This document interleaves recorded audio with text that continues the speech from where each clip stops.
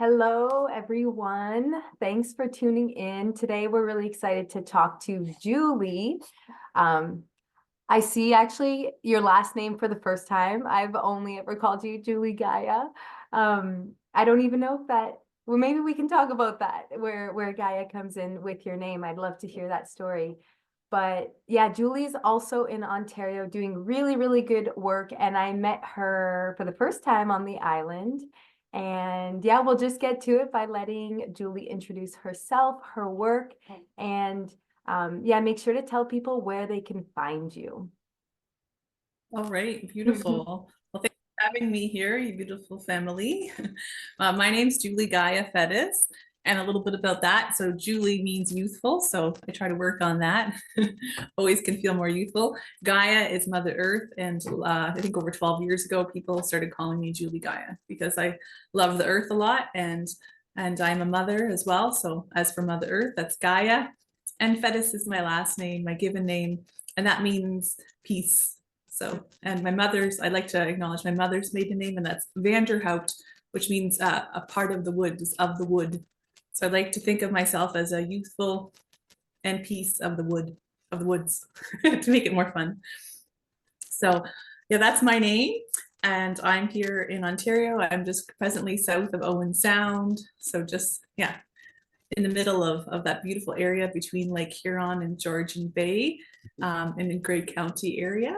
And I do travel around Ontario a lot as well, but that's where I'm located. And I'm presently on the land of the Saugeen Ojibwe peoples. So today I want to give thanks to all the First Peoples of this beautiful space for having me here, for loving me, and to be able to speak and share from my heart today. And I'd like to begin with the 7 directions, and this is a beautiful prayer that I have in my own personal practice when I do plant mentorship groups. So I'm the folk herbalist lady, and when we begin each day or a conversation, I like to start in going a little bit slower. Things are really fast in our world, and I like to go slower, slowing down. So I like to open with these 7 directions. So with these 7 directions, I invite you just to close your eyes, just feel your body land into the place that you are. Or if you're driving and listening to this, just simply enjoy the medicine. And yeah, here I go. So first I'd like to acknowledge the Eastern direction, giving thanks to the East. Beautiful Eastern direction, direction of the rising sun. Thank you, sun, for coming up today, for shining your light and your love upon us. Giving thanks to the medicine of Red-tailed Hawk who guides us on our path. Red-tailed Hawk, thank you for being such a beautiful medicine carrier. Giving thanks to the winds of change of the Eastern direction. Giving thanks to all of the winds, these mighty winds in the springtime, bringing in a new season. Giving thanks to the spirit of Dandelion. Thank you, Dandelion, for being a beautiful plant ally in my life. Giving thanks to dandelion roots after this long winter, coming forth with all of their leaves and soon flowers and the resiliency and their blood cleaning medicine. Giving thanks to the beautiful dandelion. Giving thanks to the spirits and the directions of the East. We thank you. And as we move now to the southern direction, direction of fire, giving thanks to the fire that's heating my home, the fire in our hearts, giving thanks to that warmth. The direction of summer. As I give thanks to the southern direction, I give thanks to the sunflower with all of your beautiful petals and all of your fractal patterns in your seeds and how you move your head with the sun. So thank you, sunflower, for being such a beautiful teacher in our lives. Giving thanks to all of the children, all the children of all beings who teach us to be present and to play. I give thanks to all of these beautiful beings. May we take more time each day to play, to laugh, and be without a time constraint, to make more openness. Giving thanks to this beautiful space. I give thanks to the spirit of the snake, giving thanks to the snake who teaches us to shed its skin. So when our eyes get cloudy and we can't see anymore, my prayer is that we can remember to shed our old skin so we can grow new skin and become fresh and whole and new again. Giving thanks to the spirits and the direction of the South, we thank you. And now we're going to move to the west. Ooh, giving thanks to the west of the big waters of the rains today. Giving thanks to all of the water. Giving thanks to this direction of the west of autumn, direction of falling leaves. Giving thanks to all the water. So the water that falls from the sky, all of the rain and the snow and the hail we had this week, all of the water in the land, of the lakes and rivers and underground aquifers, and the oceans and the waterfalls and streams and creeks and springs and all of those good places. We give thanks to this water. I give thanks to the water within our bodies, the vapor in our breath, the water pulsating through our bodies, and to the water in all beings on earth. And lastly, I give thanks to the water within the womb that gives life. I'm giving thanks for this beautiful water and the potential and the possibilities to create life. And in the western direction, I give thanks to your tears, all of our tears. Without our tears, the oceans would not be full. So I give thanks to the gift of tears and the gift of emotion. I give thanks today to the spirit of willow, who keeps their feet wet, who teaches us to be flexible and not get bent out of shape.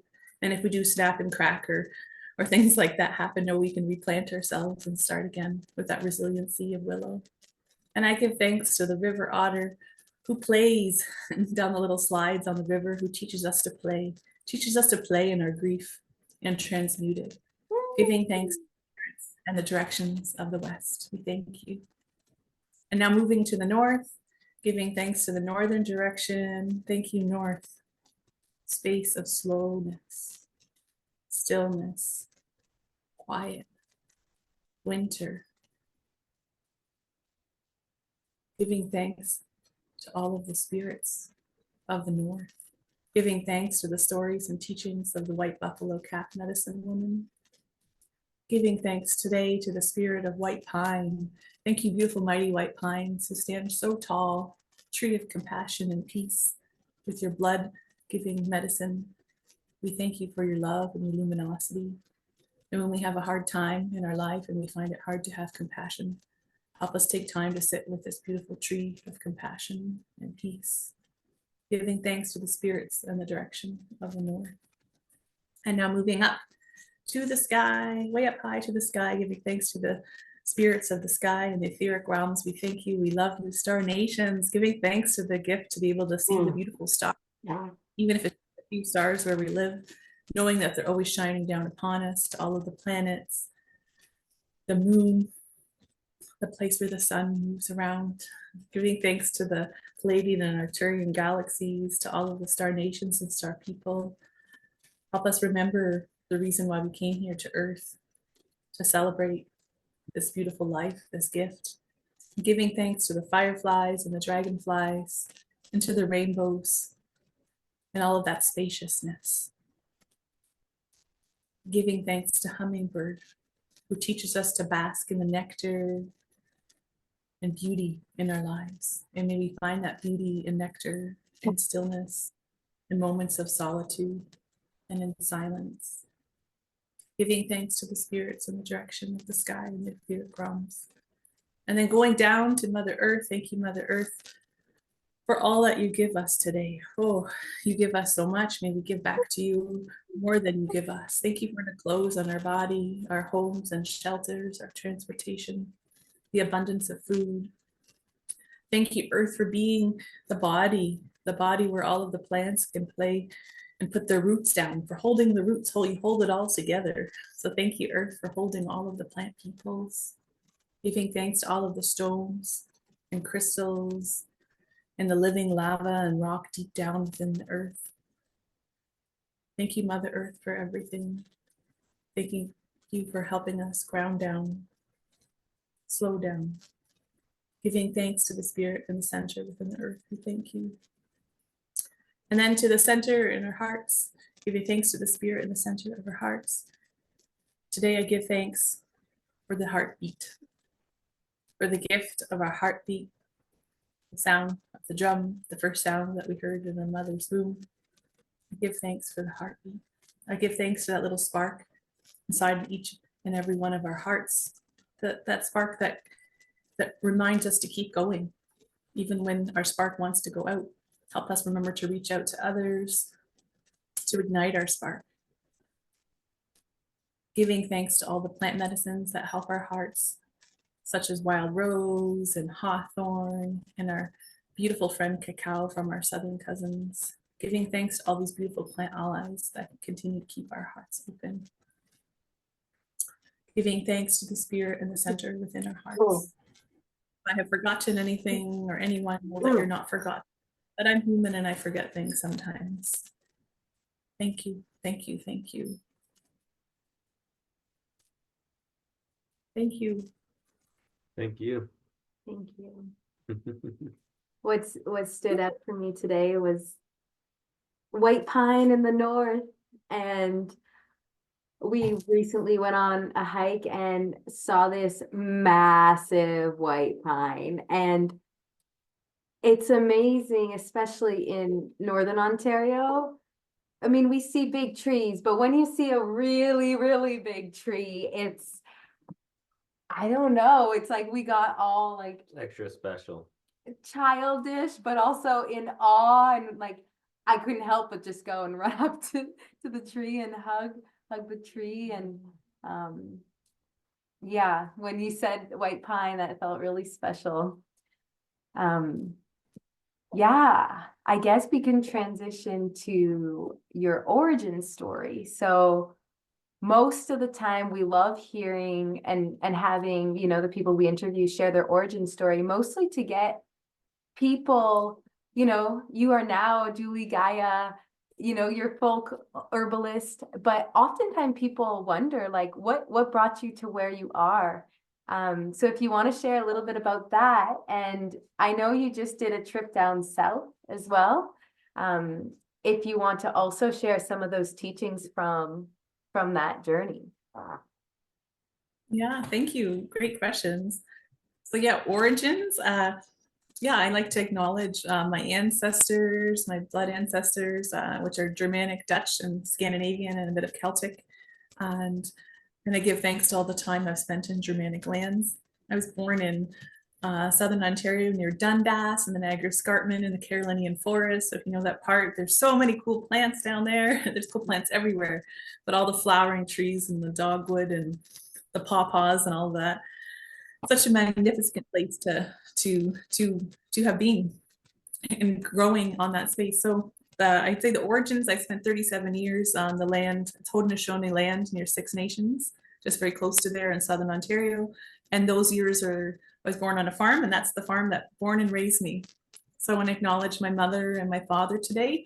My mother, who taught me how to grow vegetables, how to can food, prepare food, and to my father, who taught me how to farm in a different way, in his way, but also how to just like figure stuff out. He would just say, go figure it out.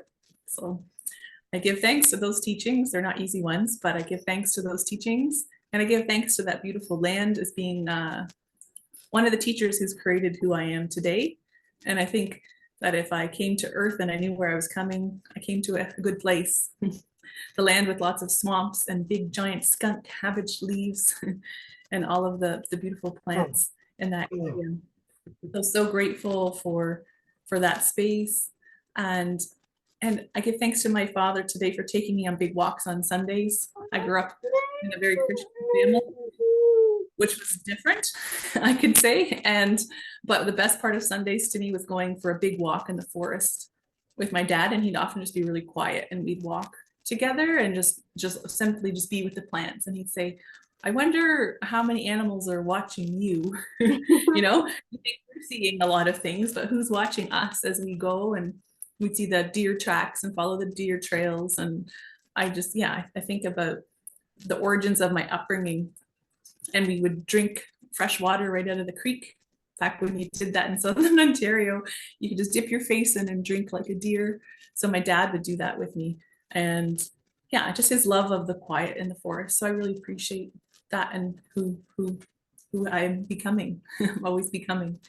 And I'd say maybe 10 years ago, I decided to go on a journey of a folk herbalist, and how I have come to this place. I lived in a little house in the forest on that land with my son, who's now 15, but he was little, so he was 2 and going into the muck. Oh yeah, so much mud. So we lived in a little house in the forest, and that was really when a whole new level of consciousness with the plants began. So in that space, I had a lot of time alone at night. My son would be sleeping, and then I had hours just to sit and feel the presence and the spirits of the land, of all the people there and the animals and all beings. And that's when it really came to life. And then I used to go to art crawl in Hamilton. I don't know if you ever go to art crawls or anybody listening. There's all these amazing artists go on the street and with their music and their art and their wares. And I used to go make art with buckskin from my friend who would tan and work with buckskin and doe skin and make jewelry.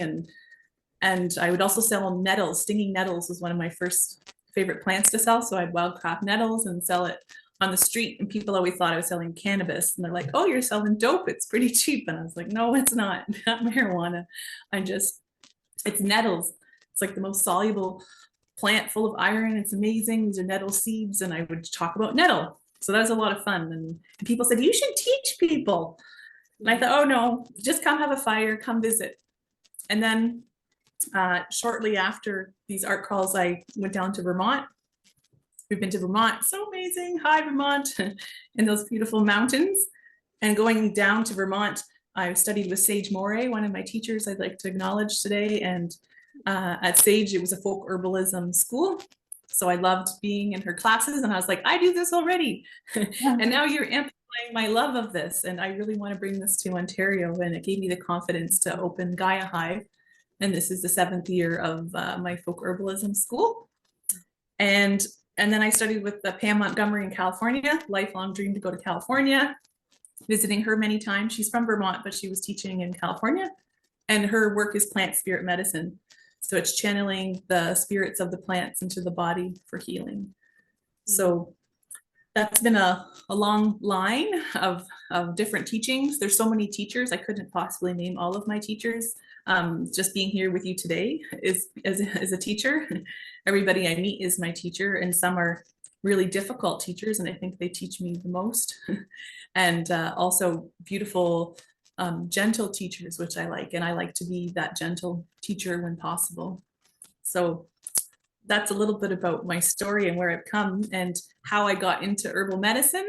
I was 19 years old living in Saskatchewan, and I got pneumonia. And it was winter, so it's like -4,000 Celsius. Not really, but really cold. And I was living in a dorm, eating lots of sugar and working in a cafeteria. And there's just so much I didn't know about true health. And my dorm mom said, why don't you go to Moose Jaw, Saskatchewan, and you could heal yourself with plants.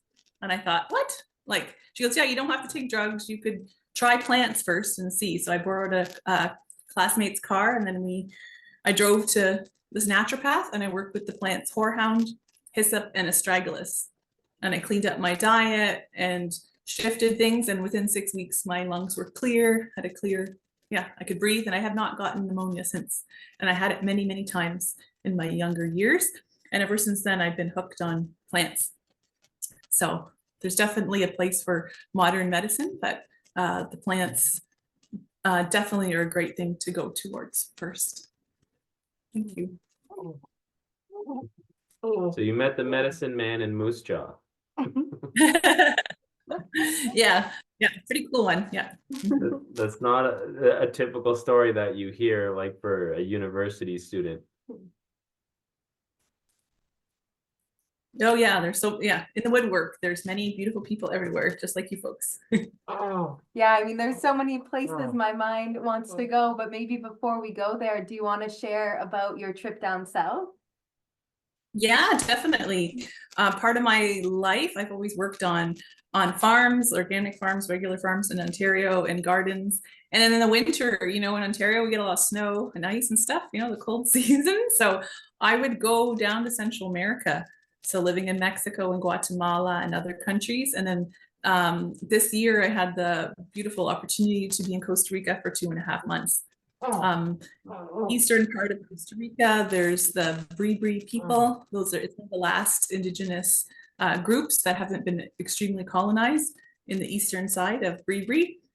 And we traveled and lived there for a while and all throughout the country. and I was studying with different people about tropical plant medicines. So I could say it's very humbling to be in that beautiful country. It's very hot.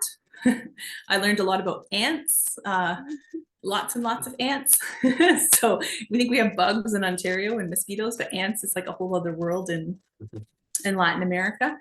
And the plants were great teachers, but I really think that the ants are one of my big teachers there. I was told about this ant that was really big, and it's called a bullet ant, and I didn't know why it was called a bullet ant. And so I was walking to my tent platform one night, and I'm walking along, and then I shrieked, felt like something shot me in the foot. So that was a bullet ant. So a big medicine to get, you know, something like that in your foot.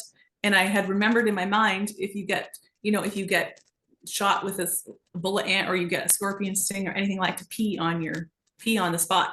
And so I was like, oh, this is easy. I could just squat down and pee on my foot. So I peed on my foot, and then it was about an hour and a half of like numbing sting, and then it subsided.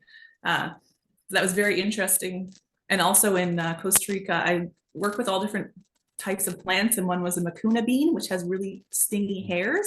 And I was cleaning all these beautiful beans, and I got a severe dermatitis reaction on my feet. And I'm like a half an hour walk in the mountains in the middle of nowhere. You could get out if you wanted to, but I tried to work with all the plants that they had there to soothe itchy skin. So I covered myself with a plant called the senna plant. People in Ontario use it as a laxative, but has beautiful yellow flowers that look like candles going to the sky. And the leaves are great anti-itch remedy. So my feet were green. And I also work with the plants in the form of cow dung. That's a really old practice also. And it works quite well to plaster fresh cow dung all over your skin. And then it wasn't itchy. But the thing is, when you cover yourself in cow dung, when you're sitting in a meadow by like the mimosa plants, those touch-me-not plants that close their leaves. And if you've ever seen those plants, the leaves close. You could sit there, and at that point, I'm just so not itchy and so happy. But my legs are covered in cow dung, and hundreds of insects. I think I counted like 111, or I don't know, 100 and something insects land all over my legs, but it wasn't itchy. They were just curious about the smell of my legs. But yeah, it was very humbling to work with different plants and about life there and how people live with these ants. Another story I'd share about the ants there is I studied with a woman named Katie, and she's a folk herbalist like me, but in Costa Rica. And she told me about an army ant, where there's this huge group of ants that come and they'll clear your house. It's maybe this wide of ants, like a whole row. Wow. And they clear paths through the lawn, and they'll come into your house and they'll go through everything. They'll eat all the dead cockroaches and bits of food and whatever, and you have to leave your house or move to a different part of your house if it's big enough, because the ants will just take over everything and clean it all. And you don't want to get in their way because they bite a lot. So a lot of learning about ants. And another highlight from Costa Rica, I'd say, was working with Chirik Sananga. It's a beautiful purple flower on a bush. It's also called yesterday, today, and tomorrow. And because the flowers are bright purple, and then they turn light purple, and then they turn white. And this plant is full of DMT. It's a teacher plant. I didn't work with it in that way. I worked with it as a flower essence. So it was really beautiful to make a flower essence with this plant, and know that there's so many special tropical plants that can be a bridge for us to access parts of ourselves that are sometimes hard to find or difficult to quiet our mind. So this is a plant that can really help quiet the mind and hone in with focus and grace and ease. And I think the last magical plant I'd say that I met in Costa Rica, which is not, this medicine was not made in Costa Rica, it was made in Colombia, and it's called ambil. And ambil is a name for sacred tobacco. So in Canada here in Ontario, I grow sacred tobacco, Nicotiana rustica is the Latin name. And that is the very ancient tobacco grown by all First Peoples here in Ontario. And I like to grow it to gift to the plants, to celebrate the ancestors here, because wherever we grow it, the ancestors love that because they remember. They're like, you remember how to talk to the plants here. So this is a medicine that I met, which is also grown in in Colombia, and they cook down the Nicotiana rustica leaves into a black tar. It looks and smells a bit like urine, but it's a very strong black tar. And you, with prayer, you make an intention and you put it between your cheek and your gums. And then you add mambe, which is the coca plant, which cocaine is derived from. So you work with the coca leaf powder, and then you put it together. And the coca is the divine mother energy, and then the tobacco is the divine masculine energy. So you put them together, and they bridge, and it just calms your mind, brings clarity and into your heart center.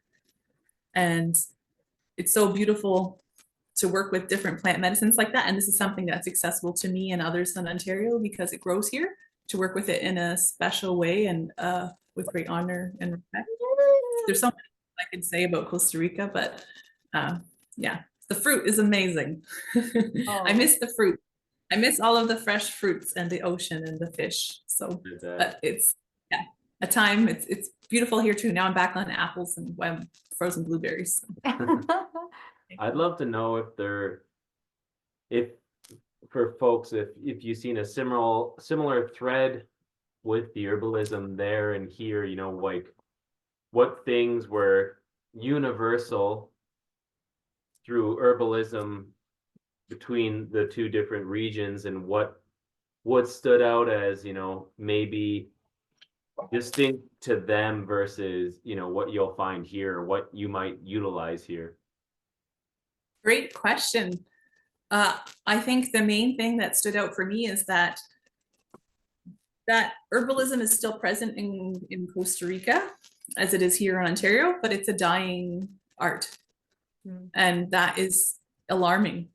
So when you speak with local people and you ask them about plants, I've asked if they have a healer in their community or somebody that they would go to if they're sick, if they didn't want to go to the hospital. Most people would say, I don't know anybody. The Bree people still have their culture intact, so they can go to a medicine person, like an awa, they're called. So that was a interesting, you know, thing to learn. But they said it's pretty rare. Most people are going towards modern medicine. But so if I ask that kind of question, then that's the answer generally I would get. But if you ask people, well, do you have any plants in your garden, or your grandma or your mom, you know, and they said, oh yeah, we have this common plant or this one or that one. So people just grow their plants right outside. They don't dry them. They don't make tinctures. So in Costa Rica, it's all fresh medicine. So in Canada and many seasons too, we have fresh medicine. You can go outside, depends where you are. And there's medicine everywhere. If you can have a relationship with it and identify it correctly and cultivate that. So I would say the most common thread would be that's just whatever is outside your door is what's accessible. And a lot of people have very little money where we lived. It's very humbling. People are living like on $4 an hour wages, and it's very similar pricing to Ontario. Some things are different. So people are just going to use whatever's on hand, and that's accessible. So, which I think is very important here, because a lot of people are looking to, you know, manage their money in a different way. And I feel like folk herbalism is a birthright everybody has. And wherever you come from in the world, your ancestors have worked with plants. We didn't have all these modern things. They're cool and they come in handy sometimes in emergency situations and whatnot. But the plants at hand is the common thread, and that they're all around everywhere. So if someone is listening to you right now and they're like, flower essence, what's that? And, you know, maybe this spark within them is getting ignited about herbal medicine. What would you say to someone who doesn't have access to a teacher in their community that they know of course, but doesn't have access to a teacher and, you know, has no money and wants to learn about plants? What would you say to that person? I'm excited that you want to learn about plants. And that you can, and that you can, and that you will. And it's not as hard as you think. So number one, and that it doesn't, sitting and working with plants and plant medicine and wild plant medicine doesn't belong to only one culture or lineage. We all come from different cultures and lineages, yet there's many threads that cross over. So from wherever you are from in the world, so if you are from South Africa or Australia or Scandinavia, or you were born in Canada, or you're from Canada and your ancestors are from this place, in your bones, I would say, a deep knowing inside of you, there's a memory. And what you can do to get to know those plants is to simply make that prayer in your heart and to go outside wherever you are. So whether you're in the city or country, to make it an intention for half an hour or an hour, if you only have 20 minutes, do that, but I recommend longer if possible. Just go outside with the intention, I'd like to meet a plant today, and I'd like to learn a bit more, just to go to where your intuition calls you. So to go outside and just, you get a feeling, go left, go right, go over there. Should I sit with this big tree or this little bush? Or there's this strange dried seed head. What is that? What's calling to you? If this was your last day on earth, which we never know what our time is on this earth in this form, I believe that the plants are talking to you for a reason. So to simply go outside and see who calls you, and to sit with them. And if you have no idea what it is, just introduce yourself. So I would say if I met a plant in Costa Rica, for example, I didn't know many plants. It's all new to me, as some plants may be new to you here in Ontario. To find a space when you're on your own, or if you have little ones, that's great too. And to introduce yourself. Say you had a big tree and you don't know who it is. I would say, hi, I'm Julie. It's great to meet you. So like, yeah, you're going to be that woo-woo plant person, and just introduce yourself to the being that you're with and say, so I would say, I'm Julie. I don't know who you are. You really intrigue me, and I'd like to know more about you. Is it okay if I observe you and look at you? And so I would start by looking, observing. And after looking and observing, I would say, is it okay if I touch you? Is it okay, if it's a tree? I don't know any trees in Ontario that if you touch, that would be a problem. So in the tree example, I would say, the tree, you get a feeling, yeah, touch me. You might feel like, no, don't touch me. Don't touch the tree. Stay away. Okay.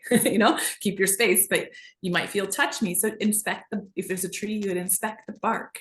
If you can see the stems or the needles or the leaves, the flowers, the trees are flowering right now, many of them. So I would just inspect and look at it and just introduce yourself and get curious, and then visit it as often as possible. So if you see one plant or more, visit it as much as possible. And if it's not a tree and it's a regular, like a smaller plant, don't touch it unless you absolutely know what it is. If you gently touch something, it's probably okay. But things like poison ivy could be challenging if you really squish that plant. So just slow and steady, just introducing yourself and visiting it through the seasons. That would be my number one way to connect. And then, yeah, you can draw it if you're an artist. So just all you need is a pencil and some scrap paper, or you can get fancy and get really cool, sketching pencils and a notebook. But start drawing the plant in the different seasons and observe it. Some people like plant apps, or they'll text me pictures and stuff. And I get it that you can do that, but it's instant. That's a tool. But number one, it's just like meeting, if people have not met both of you before, they've seen a picture of you, they could have a picture of Dariya in their book and of Jeff and maybe your baby, and they have like 10 words about each of you. If that doesn't summarize you, they really don't know you and who you are. It might give a name and, where you live and what you're interested in and how tall you are and what season you bear fruit, what's you're most active, but you really don't know. So I think it's important to really build that relationship. There was a plant once that I didn't know what it was, and there was tons of it. So I dug it up and I put it in a little pot, and I carried it with me everywhere I went, to people's houses, dinners, everywhere. Nobody knew what it was. But I put it by my pillow and everything. And then one night it was like, I'm clove root. Smell my roots. So I smelled roots and it smelled like cloves. And it was clove root, but nobody knew what it was, and it's everywhere. And then I could look it up once I, courted it a little while. I think of the plants like courting.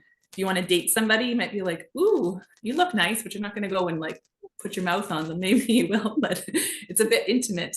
So it's like, look, observe, take some time, what do you like through all the seasons? And then over time, you're going to be like, maybe I'd like to ingest, So with the plants, you want to court them slowly. You can court fast too, but I recommend 5 plants that you court slowly can go much deeper than the 156 that you go fast with. I like that too, because so many people, they want to give in to the something alternative or woo-woo, and then, you know, it's like they ask the question and they want the answer, but in your example, it's like, yeah, if you're not humbled or opening yourself up enough to like literally say like, oh, hey, mind if I watch you? And like, if you're not gonna like lower your guard and feel embarrassed, or, you know, like if you're not gonna put a little skin in the game to be like, oh, like I'm gonna talk to this tree, it's gonna feel weird, and like, oh, and then I'm gonna look at it for 5 minutes, and then I'm gonna ask if I can touch it. It's like, that's kind of weird. But it's like, how else are you gonna get the answer if you don't ask and like just be quiet, shut up, and then lower your guard down? Like, oh, I feel kind of weird. Like, you're more likely to get the answer you're looking for if you enter that like liminal space of like, oh, this is kind of strange, but hey, I'm Jeff, like I'm just gonna watch you for 5 minutes and then might ask you if I could touch you, or, you know, and then you're like putting yourself in that space to actually receive something. And so many people are like, they want the message, but they don't want to like put their guard down to actually receive it. I think it's a good reminder for people to like zone in and tune into that frequency, not just like, hey, give me the answer, and like hope that you're just gonna like hear it ringing in your ears instantaneously.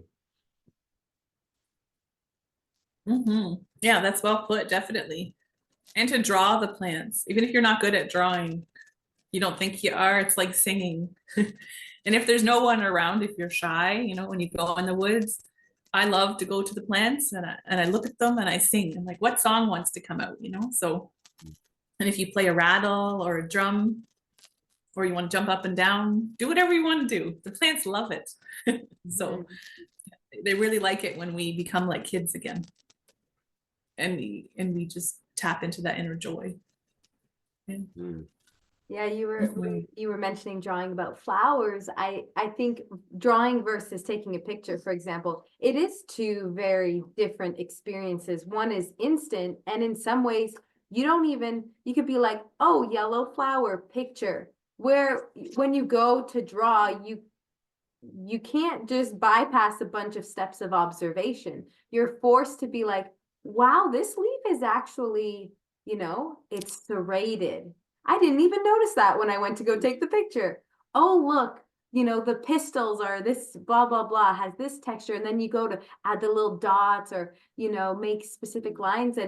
And when people, I mean, we talk about this all the time with plants, it's people want to learn so many, but the true teachings are, and if you go down really deep with just a few, you'll understand like fundamental concepts or patterns that then make the rest of your journey a lot easier. But I think some people get caught up in the opposite pattern of just like wanting to point, name, ID, understand the medicine, move on. And yeah, a lot of people, when they ask, well, they ask us what plants are, I don't even answer them. I don't even give them the name, you know, and it's fun, but some people don't like it. I think it speaks to the disconnection we have, because I'm definitely been guilty of like wanting to learn as much as I can, and also I'm more. We joked about this on a previous podcast we had with someone who's growing herbs and trying to bring wild herbs into their farm.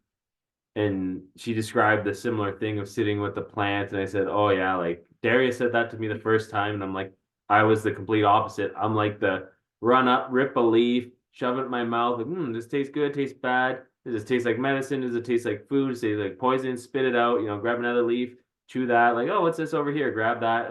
I'm like the bull in a china shop. Well, but I think to close it up,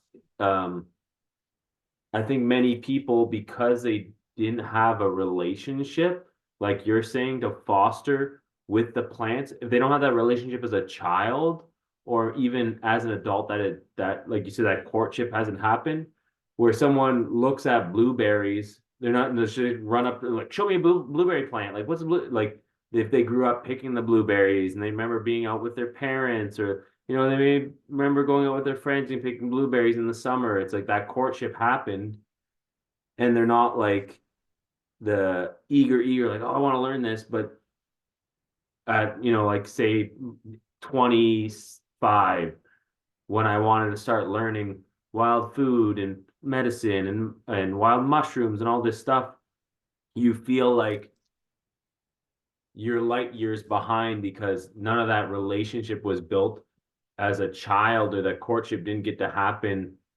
And I would say the natural way we probably would have had we been in partnership with nature in our upbringing, like traditional peoples, like all our ancestors would have been. So it's like everyone feels like, oh, like when you finally get that like burning urge to learn, you're like, what's this? What's this? Give me the guide. Like I'm the one who'd get like the field guides from like the gas stop and stuff like that. And you're like flipping every page. I think I've seen this before. Flipping every page. Like, oh, blueberry. I know blueberry. Okay. You keep flipping the pages, but it's like, you see it all the time, and I'm guilty of it. And I think it's a symptom of our disconnection with nature, because people don't want to do the courtship. They just want to, like you said, pull out the app or do the things because it's like, oh God, like I'm so behind. If I want to learn these plants or this medicine, it's like Julie Gaia, look, oh look, Jesus, she knows everything, and like I'm the same age as her, and I better catch up. So I just gotta, and it becomes like a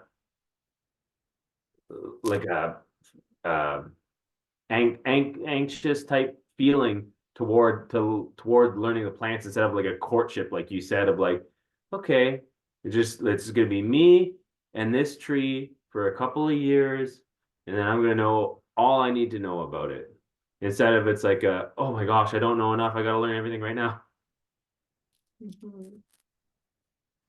Yeah, well said. And I think that, yeah, the time, well, I'm not going too poetic, but the time is now. It's present, right? We're here, we're at for some reason, and so wherever you at, that's great. And just to honor that. And I think a way to do that, to like slow down, and how to slow down when we're like do like Instagram, you like click click click, scroll, next picture, do. That's me. Yeah, and it's cool and it's fun and it's a magic tool. I would say to folks, if you can grow tobacco, that's something I would say to do. If you can find a source, I do have seeds. I always give them for free of the sacred tobacco, Nicotiana rustica, or a different type of tobacco. If you can't grow tobacco, buy some tobacco and sit with it. Sit with that tobacco, and it'll help you slow down. It'll make you go slower. There's something about it which I can't put into words, but tobacco is a very special teacher about that. And when we take time to grow tobacco and tend to it and watch it grow and give it as a gift to the plants when we pick them, and when we give that gift, it's a very old ancient prayer, especially from this land here in Ontario, Canada. It's a very old messenger and beautiful grandfather spirit. So that tobacco can help you do that. And my prayer is that everybody can have access to tobacco seeds or tobacco that's not covered in poison, and to share it freely. So if you have grown tobacco, you get thousands of seeds. And these seeds are incredible, and they're a gift to be shared. And yeah, to cultivate that relationship, and that can help you slow down. And if you carry tobacco with you, with that prayer, and wherever you are, make a prayer to meet the elders in your community or wherever you are, to sit with them and learn more teachings about tobacco. And tobacco is a great thing to grow. I used to wonder why I grew so much tobacco, and my friend said, you're growing it for the elders, Julie. When they come and they share their teachings, this is what you give them in reciprocity. So you're growing it for them. You're growing it because the land remembers. So it makes me think of like with a garden. I was never that way with a garden, to be like, I need to know broccoli. I need to figure out all this stuff. You just like with the garden, it's like the exact opposite of like the wild plant, wild medicine stuff. It's like Zen garden. Like, look at my little plant. I'm gonna watch you grow. And then it's like, wow, this one looks just like this one and it looks just like this one. And then eventually they change, and your cauliflower looks like cauliflower, and cabbage looks like cabbage, and it looks like broccoli. But you're not like in a rush. You're like, oh, I gotta learn like all these vegetables or all these fruits. And it's like, it's funny that there's that dichotomy. Now that you mentioned it, it's like, oh yeah, like you go to the garden and you're like, chill. Like, I'll watch my plant every day, grow nice and slow. And then like we don't have that, like, I'm gonna go, in that little green space near my house. I'm gonna watch this plant grow slowly. It's like, oh man, like I gotta find out what a ramp is, and I gotta find out, all these different things. It's so funny. Speaking of tobacco, well, every time I grow tobacco, speaking of the seeds, I'm just like, tobacco is the teacher of abundance. I mean, plants are, but there is something about tobacco. Every year we harvest the seeds, it's just like incredible, and you can really feel it. And especially with tobacco, you get that beautiful rattle. I love, just hearing the seeds shake inside the circular pod.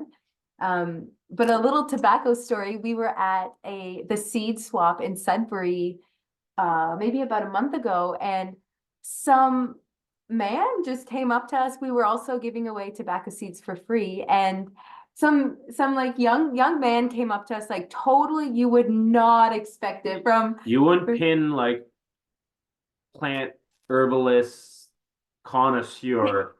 And he just came up and he kind of looked kind of disheveled, and he just said like, well, Like that's a tobacco. bush man. He's like, well, you got some tobacco? You want to do an exchange?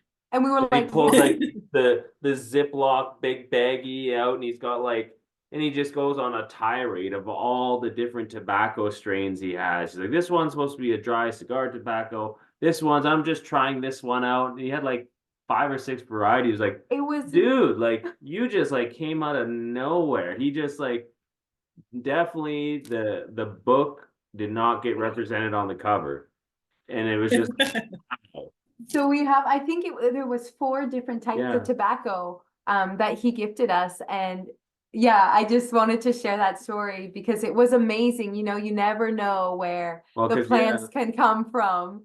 The wise elder popped out of nowhere. Yeah. This young man, yeah. We definitely were not expecting it from him. Yeah, because we had a thing that like a sign that said free tobacco, and we were giving like pinches of tobacco seed and like little Ziplocs for everyone. Yeah. And then he just came out of nowhere and was just like, here, look at this. This is what I got. Like,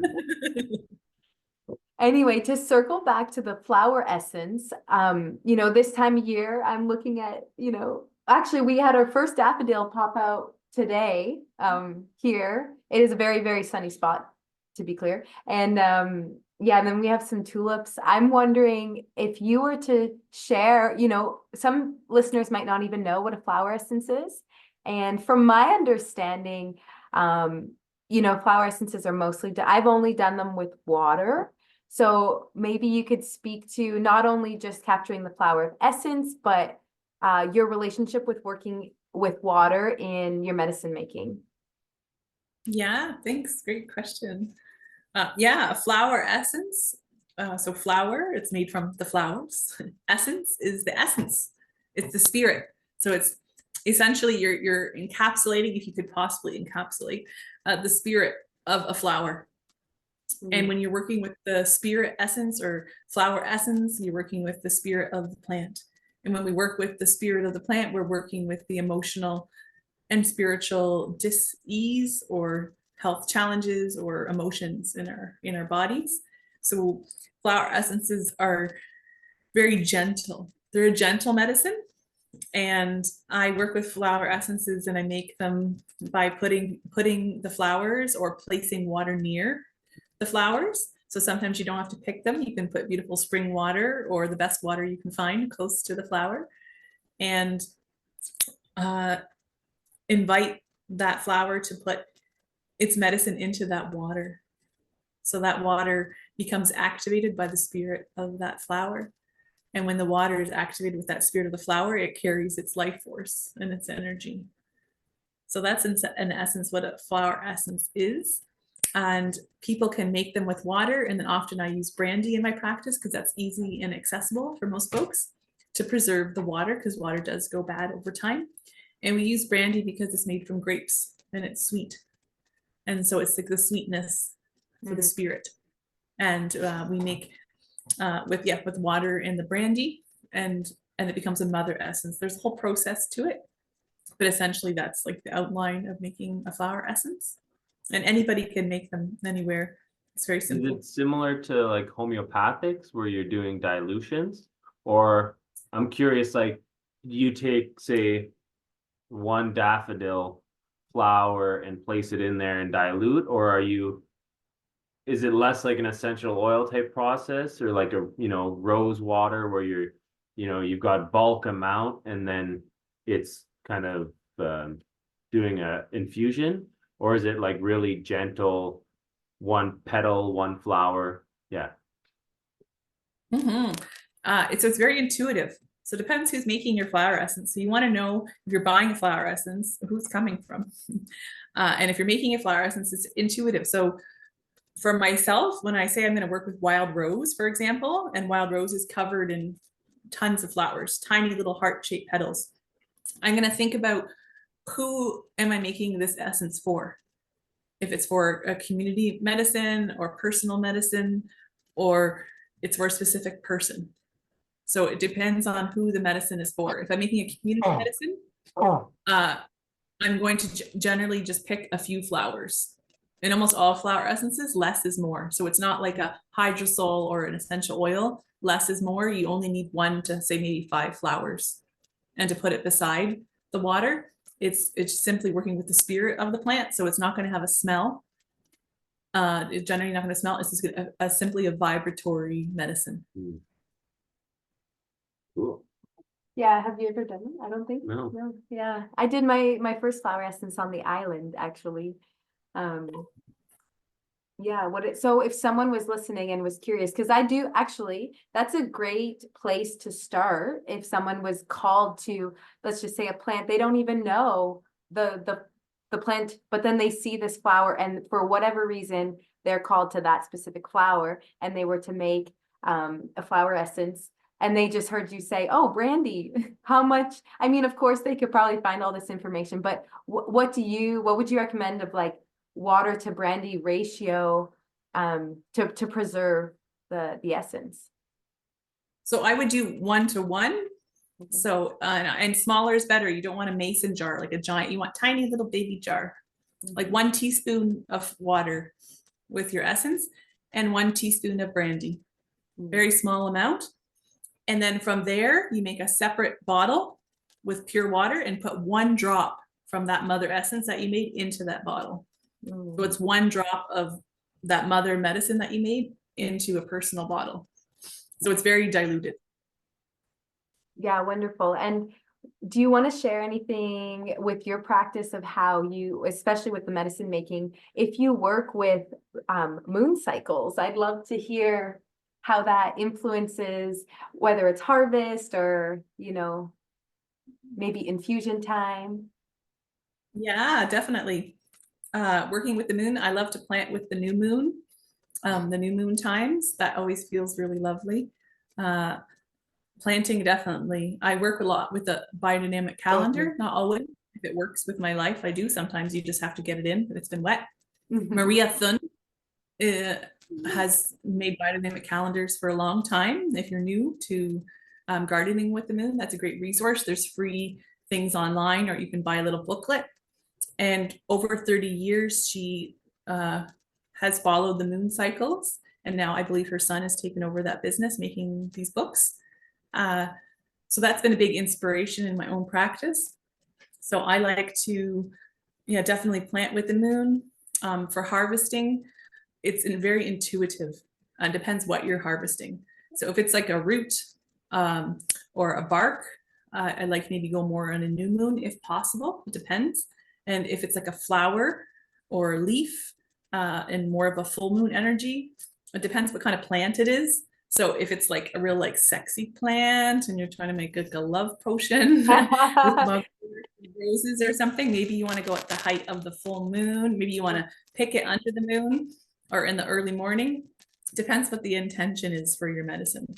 If you're trying to make something to release or clear the womb, regulating menstrual cycles or other women's things, maybe the new moon, a really gentle, dark, slow energy to be picking those medicines. Something that I work with is cotton root, which is a whole other story, but to make that around the new moon, because it's specifically for moving the waters of the womb and moving it along. So I think it's great to make that with the new moon, definitely sitting with that time. And for cycles, people do 1 lunar phase for letting medicine sit in a tincture or an oil. I like 4 to 6 weeks, a little bit longer, I feel. So I like 1.5 moon cycles for my medicines. So you just have to kind of find what works for you as you develop your own medicine practice. And yeah, that's what I would say about the moon. I would love to know, I'd like to move into studying biodynamic farming because it just fascinates me. I'm wondering what else from maybe those Rudolf Steiner teachings or biodynamic itself, maybe that makes its way into your practice.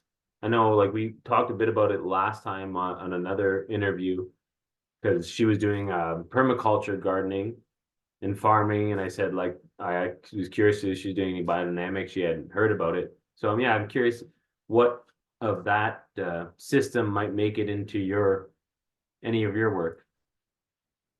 Yeah, everything. Yeah, everything. And I personally think that biodynamics or Rudolf Steiner or anthroposophy, these are words that have been created, or like the Waldorf school movement, of something that's very old, and they put a name to it. But these practices are so old. So I believe hard to personally encapsulate things with names for sure. Yes, but that practice. So when I have spent time on farms or with people and books like Maria Thun's like Gardening with the Moon calendar, it's a tool or a resource to tap into like really old ancient Germanic ways. And I found myself, I like them as a tool, but I don't want to get too strict with it or the people and the teachings because it, I don't know if the word like cult-like becomes or too strict. Definitely. Different thing. Yeah, so for myself personally, I wouldn't consider myself to be a biodynamic herbalist or specifically a student of Rudolf Steiner. I think Rudolf Steiner is a very interesting person, and he's human with goods and bads and all the things. So I think in practice, I can't speak so much on a biodynamic lineage but I feel like there's some great tools in it, but I speak more just like an old knowing inside of my bones when I work with the plants. And those tools, when you see things in literature, then you're like, oh yeah, that makes sense. My great grandmas did that. So it's a tool to help, restore that memory in their bones. And I think that this year's my year 7 of working with students in person. And to me, when I think of the word biodynamic, like bio earth dynamic, it's like when we're together with other people in a circle, as you probably find in your own practices, but when you're together with people outside on the land, that's when that memory happens, and that way to really truly garden with the seasons, because you're together and you're like experiencing it physically. It's like an imprint. So we can read or follow a lot of things, but I feel the best way is just to be with people that maybe have done it a little bit before, like yourselves or myself, and then kind of have like a mentor to keep going a little deeper, and then it ignites things in their own ways. And that's, to me, the best thing right now. So I think this online tool is really cool to connect people and this magic mycelium web. Yeah, the mycelium is very old, very, very old. And I feel that this time on Earth is part of like a rainbow serpent prophecy, where people from all different cultures and lineages are coming together. Mhm. And myself with a part Germanic background as well, to bridge with people from other cultures, not to take the information or say that it's my own, but to be a bridge of information. Yeah, Lots to speak on that. definitely. Well, especially these days, it's like anytime people have a camp or, you know, they find something they love, they start proselytizing. And there's an old quote I love. I can't remember. It was an old, I think it was an old like Hollywood actor. He said, I would never want to be part of a club that, I don't know, I wouldn't be any part of a club that would have me as a member. There's a kind of little play on the words. But yeah, I like that. Use it, you know, for what it is, as teaching, and not be, you know, put yourself on that label of like you have to follow these strict rules. I think that's such a good thing for people to know. Well, and specific. Yeah, and if Oh. what?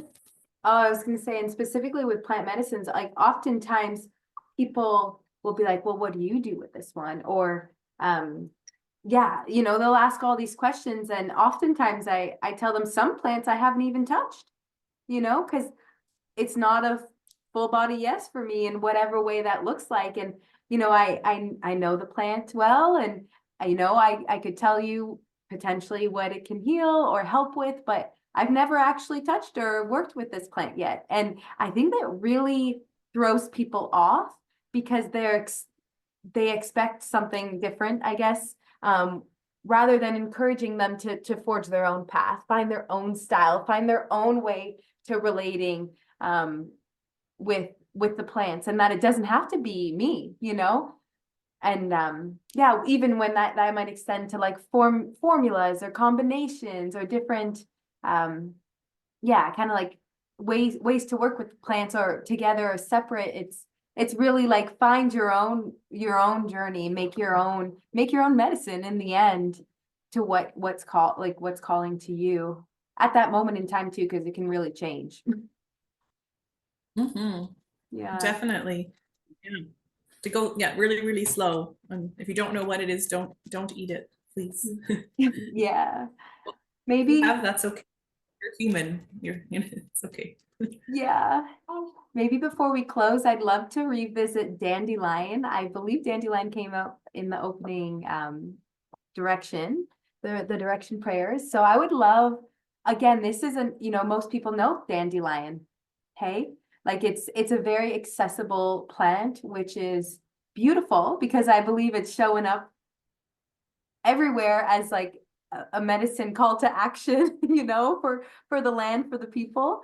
And so I'm curious if you have, yeah, if someone's listening, what are ways that they could work with dandelion? I think oftentimes when people think of gathering roots, people get turned off by mostly how to clean the roots and process roots properly.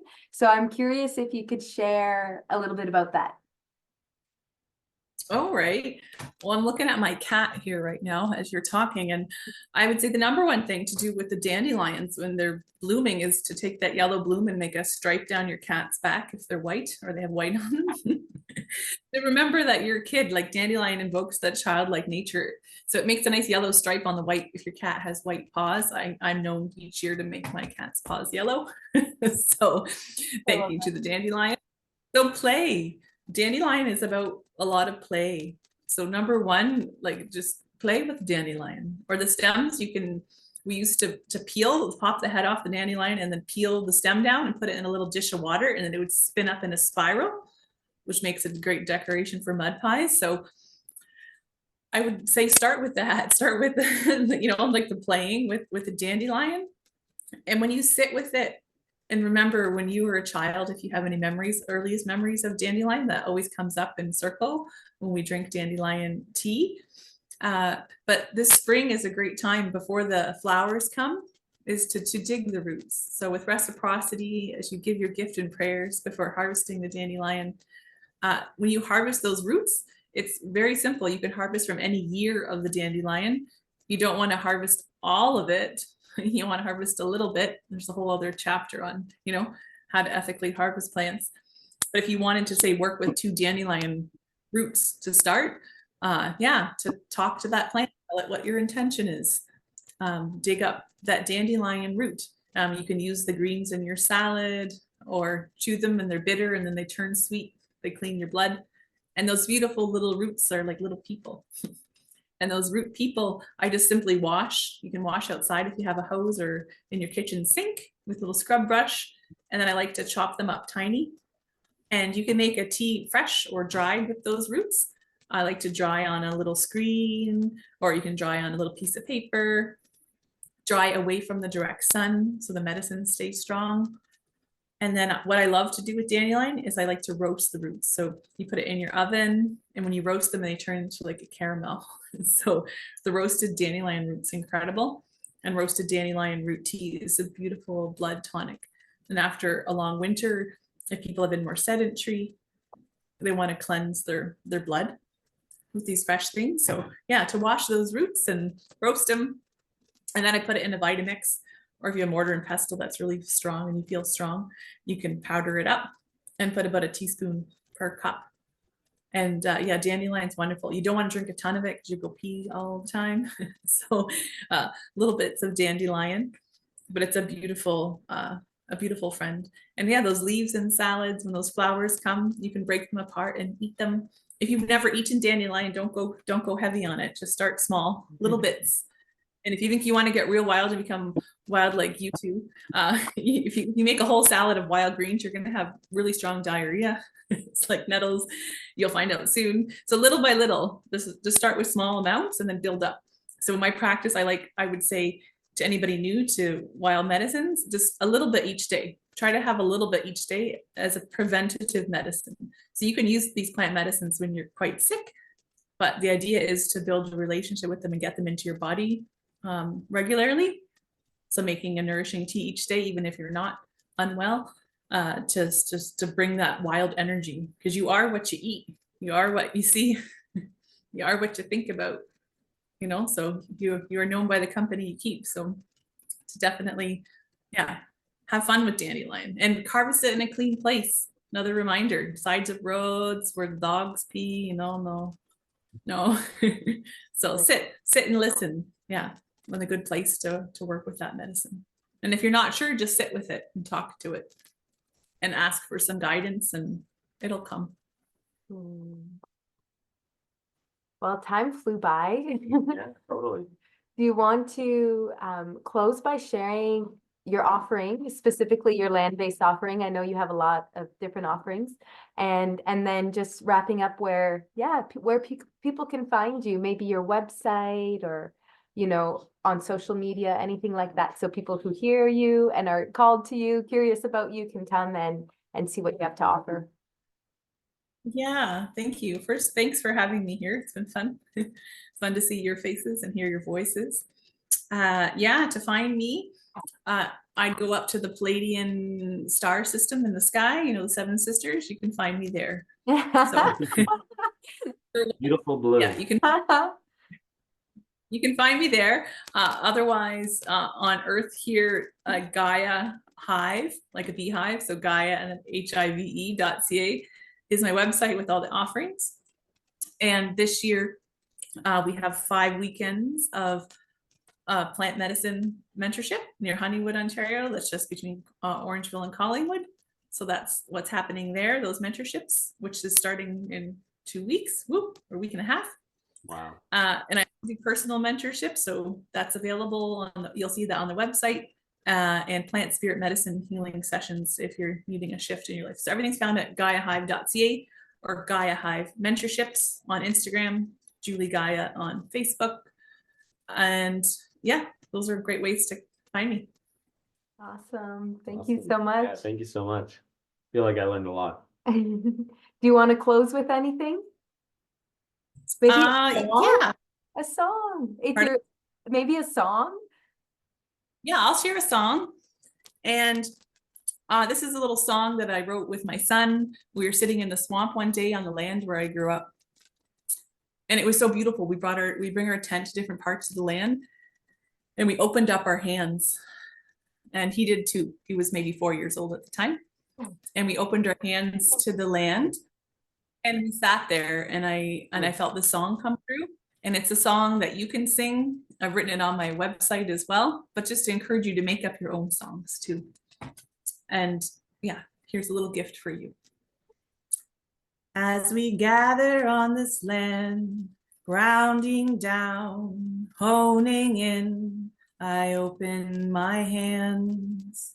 As we gather on this land, grounding down, honing in, I open my hands.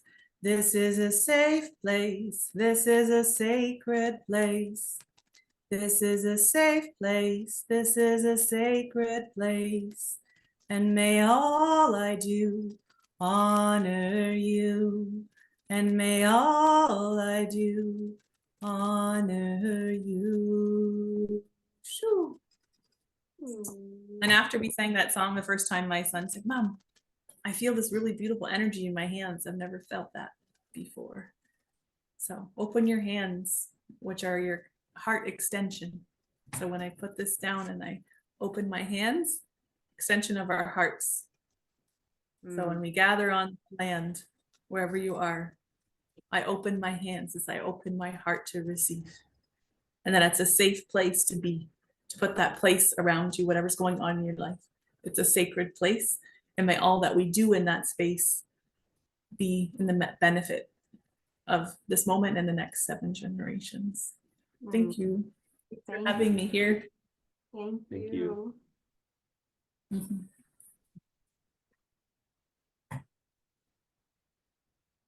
Good day.